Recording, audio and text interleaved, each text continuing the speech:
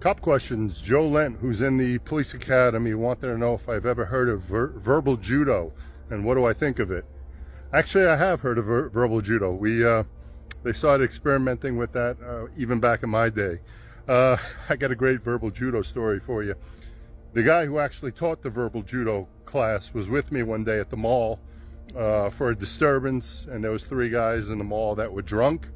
They were walking around causing a disturbance. They were intoxicated. So while he was there with us and we had maybe 1 or 2 of the backup officers, I told him, hey man, I'll use my verbal judo and I'll make sure that we get out of this situation where they're complying with everything. I don't have to use any use of force. Everyone's going to be happy. So I spent a half hour using every verbal judo thing that they taught us to de-escalate the situation. We went over backwards because they bought movie tickets and they were pissed off. They didn't want to leave the mall because we were just trying to get them to leave the mall.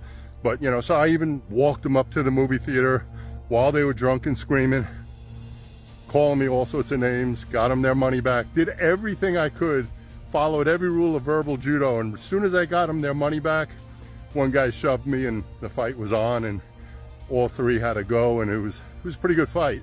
But yeah, that was my only verbal judo that I tried, and it didn't work. But forgetting verbal judo, in all honesty, I did 90% of the time was able to talk people into doing the things that I wanted them to do, whether it was leave an apartment or give information or whatever it was, without using any physical force or threat of violence or threat of arrest.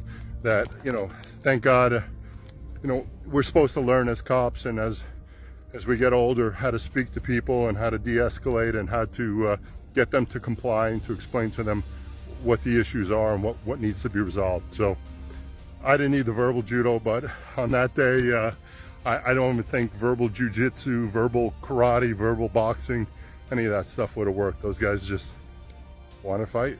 So they paid the ticket for that fight, and I helped them with the whole ride, made sure they got the whole ride. Thanks, guys.